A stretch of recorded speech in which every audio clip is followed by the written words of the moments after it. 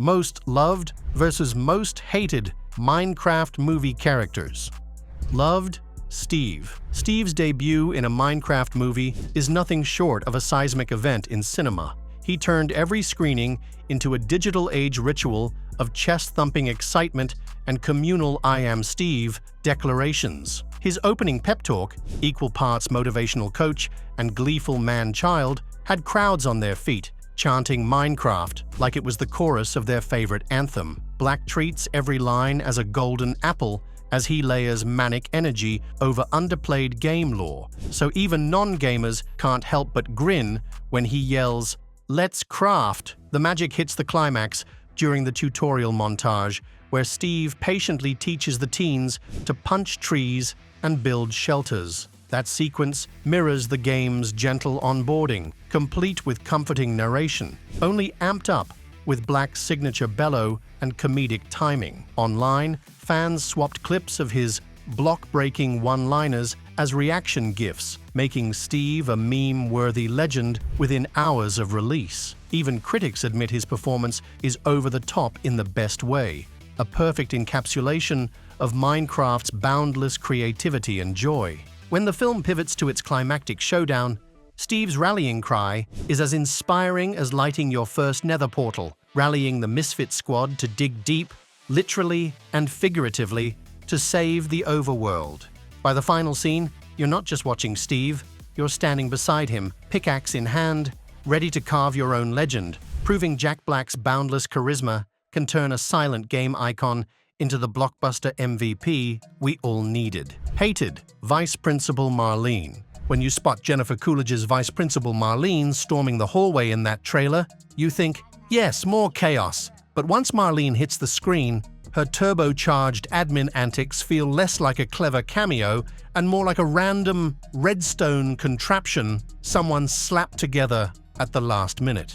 Remember that scene where she busts Garrett for loitering by the lockers, screaming about zero tolerance, like she's auditioning for a slapstick sitcom? It might have been funny in a 2-second teaser, but in the actual movie, it zips by so fast that it adds heat without light, like tossing TNT into a pond and expecting a fireworks show. Online chatter from parents and non-gamer friends was unanimous. Marlene's frantic detentions and endless coffee swigging felt shoehorned, a frantic speedrun of gags that never connects to the teen's quest in the overworld. Instead of grounding the stakes or giving us a beat to catch our breath, she simply shouts, "No Minecraft in my school," one moment and vanishes the next, leaving viewers wondering why she was there at all. It's like installing a contraption that powers nothing.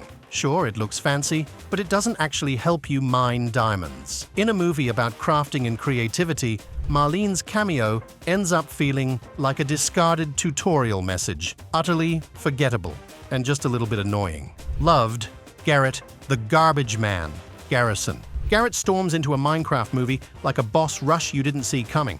First off, he wins the entire contents of Steve's old house at a storage auction, no dusty VHS tapes, just the Orb of Dominance and the Earth Crystal, which he unearths with zero chill and maximum enthusiasm. Next, when little Henry needs to dodge expulsion, Garrett pretends to be his uncle and ends up face to block with that glowing portal. Combine the orb and crystal moment later, and boom, it's game on in the overworld. No tutorial, no sweat. Our scrappy hero just rolls with lava creepers and piglin raids like he's lived in a nether fortress his whole life. And let's talk about that diamond detour. When Steve casually mentions a mountain of diamonds, Garrett's eyes light up like a redstone torch. He demands access as the price for handing over the orb. And honestly, same, kid. Their detour ends in a high-speed minecart escape, where Garrett pilots like a pro, popcorn-flying action that turns a simple getaway into a viral meme in every fan's highlight reel. His sacrifice at the Woodland Mansion? Peak drama. 1 second, he's heroically standing his ground in a TNT blast. The next, he pops back to life with that trademark Jason Momoa grin. Proof that even a garbage man can respawn with style. Hated, Piglin Queen Malosha. Oh, come on. With her spikes, snarls, and that booming, "All they have created, we will destroy." Decree. What's not to love? However, her presence feels flatter than a gold ingot. We first meet her atop a throne of obsidian in the Nether Fortress, where she roars at her piglin horde with zero subtlety. Instead of a memorable menace, she delivers a laundry list of "I'll kill you all" threats, none of which land because we never see what makes her tick. In the overworld invasion sequence, Malosha storms through the blockade with a wave of her skeletal hand, unleashing swarms of piglins and ghasts. It should have been a heart-pounding set piece, but her army's entrance lacks weight. No sense of strategic genius, just a generic terrorize and loot vibe. Even her climactic duel against Steve and the teens is underwhelming. She snarls, they dodge, she swings a flaming sword, rinse and repeat. There's no grand reveal, no personal vendetta, just another boss fight that skips the emotional build-up. By the time she's defeated, Malosha feels more like a checklist item, insert evil queen here, than a foe who challenged our heroes. Without any moments that humanize her or showcase real cunning, she ends up as forgettable as a drowned's grunt echoing in a cave, loud for a second, then utterly lost in the next corridor. Loved Dawn. From her first scene, she's a whirlwind of optimism and charm, juggling her real estate gig with dreams of becoming a zoologist. When she stumbles into the overworld, it's like watching a kid in a candy store. If the candy store were filled with pixelated animals and the occasional creeper. Her standout moment, the wolf taming montage.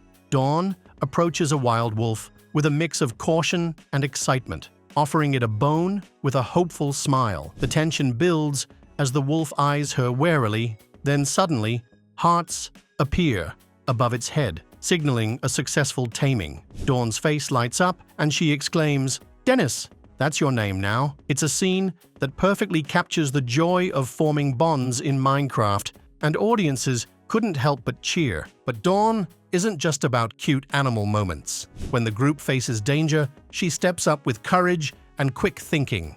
In one scene, she distracts a group of piglins by mimicking their grunts, buying her friends precious time to escape. Her resourcefulness and bravery shine through, proving she's more than just comic relief. Dawn reminds us of the power of kindness, courage, and a well-timed bone. Hated Henry. Henry, the pint-sized inventor with a penchant for jetpacks, enters a Minecraft movie as the quintessential kid sidekick. His early scenes set the tone. In a misguided attempt to prove his bullies wrong, Henry constructs a makeshift jetpack from school supplies. The result?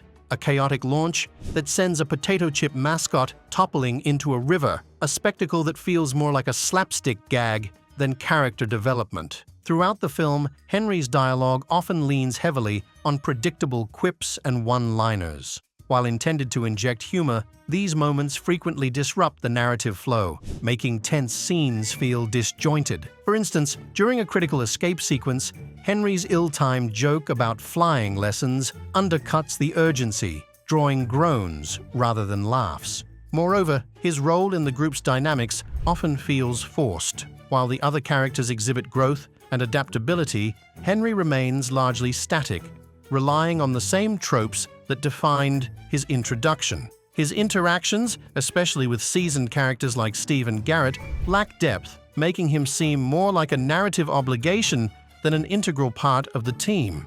In essence, Henry's portrayal shows the pitfalls of relying too heavily on cliched character archetypes. Instead of offering a fresh perspective or meaningful contribution, he often feels like an ender pearl, thrown without aim, occasionally landing, but more often missing the mark. Loved Daryl the Villager. Daryl, the grumpy auctioneer played by Jermaine Clement, is a masterclass in comedic minimalism. Introduced during the storage unit auction scene, Daryl's deadpan delivery and signature "humph" make an immediate impression. As Garrett bids on Steve's old belongings, Daryl's unimpressed demeanor and curt responses add a layer of dry humor that resonates with audiences. Despite his brief appearance, Daryl's character leaves a lasting mark. His exaggerated villager grunts and stoic expressions have been embraced by fans, turning them into popular reaction GIFs and memes. It's a testament to Clement's performance that a character with such limited screen time can become an internet sensation. Daryl's role, though small, adds depth to the film's world building. His presence at the auction not only serves as a plot device to reunite Garrett with Steve's artifacts, but also enriches the tapestry of the Minecraft universe portrayed in the movie. Loved. Alex. Alex's brief appearance is a masterclass in subtle storytelling. In the post-credits scene, Steve returns to his former home, only to find it occupied by a red-haired woman clad in green. She introduces herself simply. "Hey, do you want to come in? I'm Alex, by the way." Though her face remains unseen, the character's identity is unmistakable to fans familiar with Minecraft lore. This moment, voiced by Kate McKinnon, serves as a tantalizing nod to the game's co-protagonist. What makes Alex's cameo so impactful is its restraint. Without elaborate exposition or dramatic flair, the scene seamlessly integrates a beloved character into the film's universe. For longtime players, it's akin to discovering a hidden command block. Unexpected, yet deeply satisfying. The choice to keep her appearance minimal hints at larger plans, possibly setting the stage for more significant involvement in future installments. In a film filled with action and humor, Alex's understated introduction stands out. It resonates with fans who appreciate the game's rich history and character dynamics. By weaving her into the narrative with such finesse, the filmmakers pay homage to the source material while sparking excitement for what's to come.